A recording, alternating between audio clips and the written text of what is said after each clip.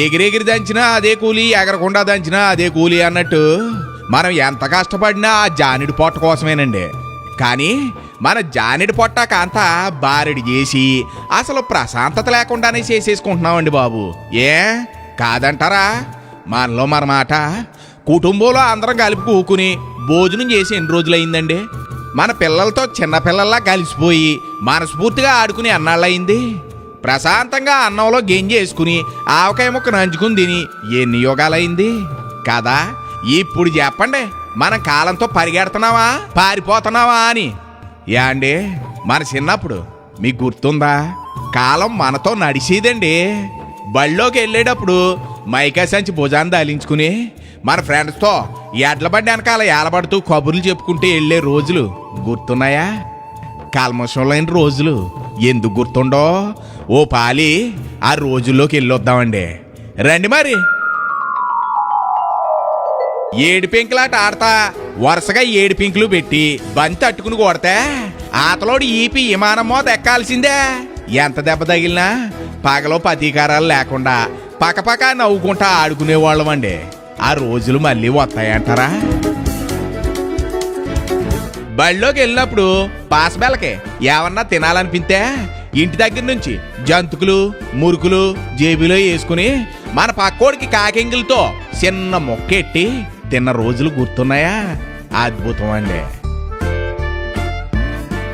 గొళిక్కెలాట్లు ఆడేటప్పుడు మనం కొలిసే కొలతలు జాన బెస్తాలు ఇంకా గుర్తున్నాయి. ఇలా కొలిసి గొళిక్కాయని కొడుతూ ఉంటే చెట్లు పోవాల్సిందే. మరి గురి అలాంటిది. మరి తీసి పాడేసిన సైకిల్ టైర్ దొరికితే బెంచ్ కారు దొరికినంత ఆనందం. అప్పుడు చిన్న కర్రపొల మొక్కతో ఆ టైర్ని దొల్లించి పరుగులాడుతూ ఉంటే ఆవేశం రాని రోజులండి. అక్కడ దూరం ఎంత అన్నది ముఖ్యం కాదు, టైర్ ఎలా దొల్లించామా లేదా అన్నది ముఖ్యం. ఆదివారం సెలవు వచ్చిందంటే చాలు బొంగరాల ఆటలతో ఈదులు అన్నీ సందడిగా మారిపోయి అనుకోండి. అందులోనూ కలకత్తా బొంగరానికి ఓ ప్రత్యేకత ఉండేదండి. అది సీట్లలో కూడా తిప్పేసుకునే వాళ్ళం. గుర్తొచ్చిందా? మరి అది సంగతి. ఇక పోతే 4 చింత పిక్కలను బాగా అరగదీసి గచ్చు కనపడితే చాలు అష్టశమ్మాలు గీసేసి తెగాడేసేవాళ్ళం అంటే నమ్మండి. ఆ గడిలో మహత్యం ఏటో గాని ఓ పోటీతత్వంతో నప్పులన్నీ మెదుపుకుంటా ఉండేవాళ్ళం అనుకోండి. అప్పుడు మన గాజు ముక్కలే మన ఆత్తి. ఇంకా మన ఈదిలో గంట మోగిందంటే బొంబాయి మిఠాయిడు వచ్చాడని అర్థం. అక్కడితో ఆగేవాళ్ళమా ఏటి? వెంటనే వెళ్ళిపోయి వాసీలు ఉంగరాలు గులాబీ పూలు బొంబాయి మిఠాయితో చేయించుకుని చేతికి పెడతా ఉంటే నిజంగా బంగారంతో చేసిన వాటిలాగా చూసుకుంటా మురిసిపోతా తినేసేవాళ్ళం అంటే నమ్మండి. ఇక గూటి బిళ్ళగాడికి వస్తే ఆట ఆడటం మొదలెట్టామంటే కోట్టలోకి బిళ్ళ 10 లాలాలు అవతల పడాల్సిందే. అందులో ఏమాత్రం తగ్గేవాళ్ళం కాదండి బాబు. లాలా అర్ధ అంటూ కొలతలు కొలుచుకుంటా కొలిసిందంతా మన ఆస్తే అని మురిసిపోయిన రోజులు మంచి చిత్రంగా ఉంటాయండి. మరి మన చిన్నప్పుడు పావలా పట్టుకుంటే చాలు నిమ్మతోనలో పుల్లైసు ఐస్ ఫ్రూట్స్ పల్లీలు పల్లీ అచ్చులు ఇలా అన్నీ మన సొంతం. మళ్ళీ మళ్ళీ కావాలన్నా అలాంటి రోజులు వస్తాయా ఏటి చెప్పండి? క్యాండోయ్ మీకు గుర్తుందా?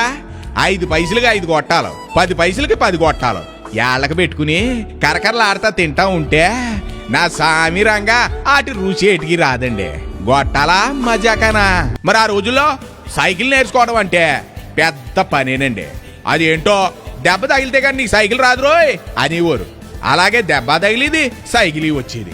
ఎక్కడున్నా గోడకి సైకిల్ జారైతే చాలు జుమ్మునే వేసుకుని వెళ్ళిపోయేవాళ్ళం.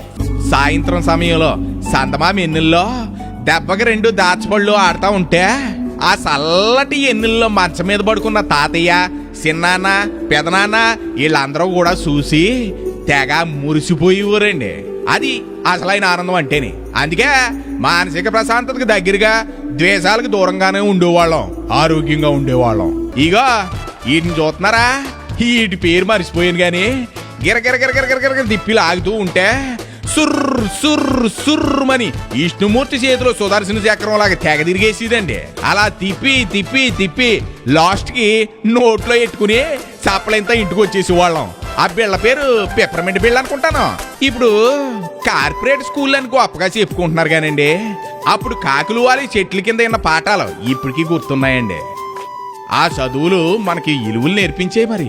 ఇప్పుడు చదువులు మార్కులు రావాలని నేర్పిస్తున్నాయి. ఆ రోజులే ఏరండి. అప్పటి రోజుల్లో 1 పైసా, 2 పైసలు, 3 పైసలు, 5 పైసలు, 10 పైసలు, 20 పైసలు ఇవి ఉంటే చాలు మనం లక్షాధికారి అయిపోయినట్టు ఫీల్ అయిపోయి తెగ ఆనందించేసి వాళ్ళం. ఎందుకంటే మన చేతి నిండా అన్ని బిళ్ళలో అచ్చులు బిస్కెట్లు వచ్చి మరి. అప్పుడు అయ్యే గొప్ప. ఎప్పుడన్నా పాట పాడాలనుకుంటే మనం టేప్ రికార్డ్ ఆన్ చేసి అందులో క్యాసెట్ ఎట్టి పాటలు వినేవాళ్ళం కదా. నచ్చిన పాట కోసం అయితే క్యాసెట్లో పెన్సిల్ కానీ పెన్ కానీ పెట్టి గిరగిరగిరగిరగిరగిర తెగ తిప్పేసి తోడేసి వాళ్ళం. ఇలా మీలో ఎంతమంది చేసారో ఆలోచించండి మరి. హాయ్. ఇక మన బ్లాక్ అండ్ వైట్ టీవీకి ఒక బాక్స్ ఉండేది.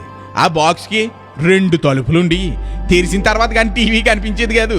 అప్పుడు టీవీలను అంత జాగ్రత్తగా ట్యూన్ చేసుకుంటా బొమ్మ రాకపోతే మేడ మీదకి ఎక్కేసి యాంటీనాలు అటు ఇటు ఇటు అటు పెద్ద సైంటిస్ట్ లాగా తిప్పేస్తా దూరదర్శన్లో వచ్చే రామాయణం మహాభారతానికి వారానికి ఒకసారి వచ్చే సినిమా కోసం ఎంతలాగా ఎదురు చూసేవాడు అండి.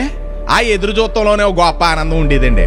యాసవకాలం వచ్చిందంటే షేలోకి వెళ్ళి ముంజిగాయలు కడుపు నిండా తినేసి బ్రేవ్ మంది దేయించి ఆటితో బండి చేసుకుని దాన్ని ఈదుల్లో దొర్లించుకుంటా నిజంగా కారులో వచ్చినంత ఫీలింగు ఈదులన్నీ తెగ తిరిగేసేవాళ్ళం అంటే నమ్మండి.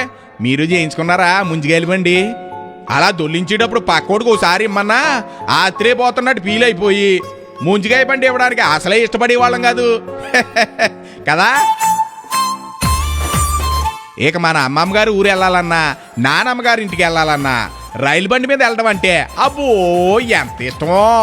ఎందుకంటే అది గుఫ్ఫు గుఫ్ఫు గుఫ్ఫు మరి పొగ వదులుతా పరిగెడతా ఉంటే ఆడితో పాటు చెట్లు అన్నీ వెనక్కి వెళ్తా ఉంటే ఆ దృశ్యం చూడడానికి ఎంత ఆనందంగా ఉండేదో. ఇక మనం ఎప్పుడన్నా పాటలు పాడాలనిపిస్తే ఓ రూపాయి పట్టుకుని వెళ్ళి పాటల పుస్తకం లుటుక్కుని కొనుక్కుని తెచ్చేసుకునే వాళ్ళం. నిజంగా మన స్కూల్ బుక్స్ తో పాటు వాటికి అంత ప్రత్యేక స్థానం కూడా ఉండేది మరి. ఇక దీపావళి పండగ అంటారా 5 రూపాయలు ఎట్టి తుపాకీ కొనుక్కుని అందులో 10 పైసలు ఎట్టి టేపులు కొనుక్కుని పేలుస్తూ ఉంటే మనమే నిజమైన పోలీస్ ఆఫీసర్లాగా ఫీల్ అయిపోయి ఆనందించిన క్షణాలు మా గొప్పయండి. ఇలా చెప్పుకుంటా పోతే ఎన్నో జ్ఞాపకాలు అన్నీ పదిలం. ఏండోయ్ ఏటి ఫ్లాష్ బ్యాకింగ్ లోకి వెళ్ళిపోయారా? ఇదిగో అప్పుడప్పుడు ఇలాంటివి గుర్తు చేసుకుంటేనే మనసుకి ఆనందం ఉంటది మరి ఇక ఉంటానండి. మీ గోదావరి కిట్టయ్య. నమస్కారాలు.